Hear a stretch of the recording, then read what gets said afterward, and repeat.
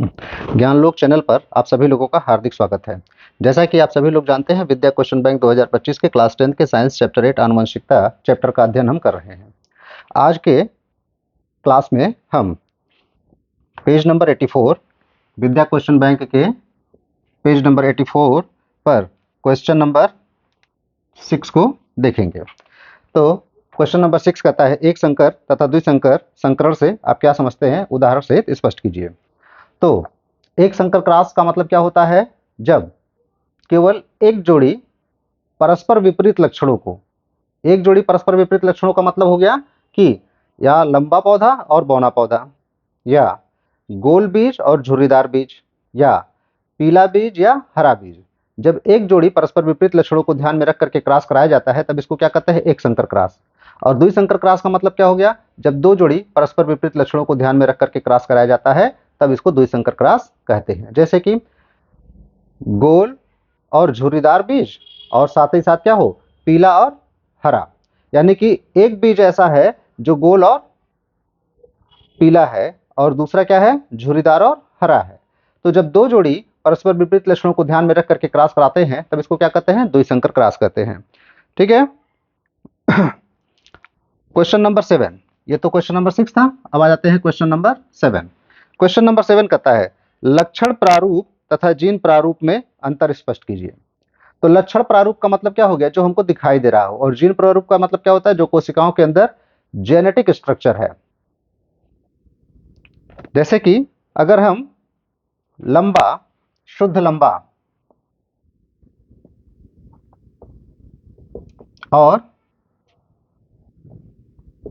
शुद्ध बौना पौधा ले लें तो इसका जो जीन्स होगा कैपिटल टी, और इसका जीन्स क्या होगा? Small T. और इसका जो गैमेट बनेगा कैपिटल टी टाइप का और इसका गैमेट बनेगा स्मॉल टी टाइप का, इन दोनों का क्रॉस हम करा देते हैं तो क्या बनता है? Capital T small T. ये भी क्या है? ये लंबा है, ये भी लंबा है और ये भी लंबा है, लेकिन ये क्या है? शुद्ध लंबा है, यानी कि इसके जीन्स क्या है? Capital T. ये भी लंबा है लेकिन इसका जीन्स क्या है? Capital T small T. इसको क्या कहेंगे? संकर लंबा। तो लंबा पौधा और बौना पौधा के बीच जब क्रॉस कराते हैं तो F1 पीढ़ी में हमको कौन सा पौधा प्राप्त होगा? कैसा? F1 पीढ़ी में हमको लंबा पौधा प्राप्त होगा, लेकिन इसका लंबा जो गुण होगा, लक्षण होगा, वो हमको दिखाई देगा। लेकिन अगर हम जेनेटिक स्ट्रक्चर देखेंगे तो कैपिटल टी स्मॉल टी, यानी कि इसमें एक प्रभावी जीन मौजूद है और एक अप्रभावी जीन मौजूद है। तो ये जो जेनेटिक स्ट्रक्चर है इसी को क्या कहते हैं? जीनोटाइप कहते हैं।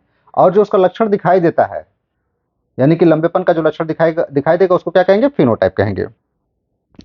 तो कहता है, आकारिकी लक्षण में जीव चाहे जैसा हो उसमें पाए जाने वाली जीवित संरचना को जीन प्रारूप या जीनोटाइप कहते हैं। और फिनोटाइप का मतलब क्या हो गया? जो लक्षण हमको दिखाई देते हैं। ठीक है। अब इसी में आ जाता है क्वेश्चन नंबर 8। क्वेश्चन नंबर 8 क्या कहता है?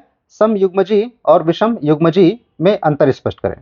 तो समयुग्मजी का मतलब क्या होता है? जब किसी लक्षण को निर्धारित करने वाला, जैसे लंबेपन का लक्षण निर्धारित करने वाला और ये बौनेपन का लक्षण निर्धारित करने वाला, जब किसी लक्षण को निर्धारित करने वाले दोनों जीन्स एक जैसे होंगे, यानी कि प्रभावी हो और दोनों जीन्स अप्रभावी हो, तब इसको क्या कहेंगे? समयुग्मजी कहेंगे। और अगर एक जीन प्रभावी हो और एक जीन अप्रभावी हो, यानी कि दोनों जीन अलग अलग प्रकार के हों, तब इसको क्या कहेंगे? विषम युग्मजी कहेंगे। तो समयुग्मजी कहता है, किसी युग्मज में जब एक लक्षण के दोनों कारक, कारक का दूसरा नाम है जीन, ठीक है, दोनों कारक या जीन एक जैसे अर्थात दोनों प्रभावी अथवा दोनों अप्रभावी हो, तब इसको क्या कहते हैं? समयुग्मजी कहते हैं। और विषम युग्मजी में क्या होगा? जब एक प्रभावी हो और एक अप्रभावी हो तो इसको क्या कहेंगे? विषम युग्मजी कहेंगे। जो समयुग्मजी होता है उसको क्या कहते हैं? शुद्ध कहते हैं, चाहे शुद्ध लंबा होगा चाहे शुद्ध बौना होगा। और जो विषम युग्मजी होगा, यानी कि कैपिटल टी स्मॉल टी, वो हमेशा क्या होगा? संकर होगा। विषम युग्मजी को हमेशा क्या कहेंगे? संकर कहेंगे। ठीक है। तो ये कुछ क्वेश्चंस हो गए आपके। अब इसके बाद से हम आ जाते हैं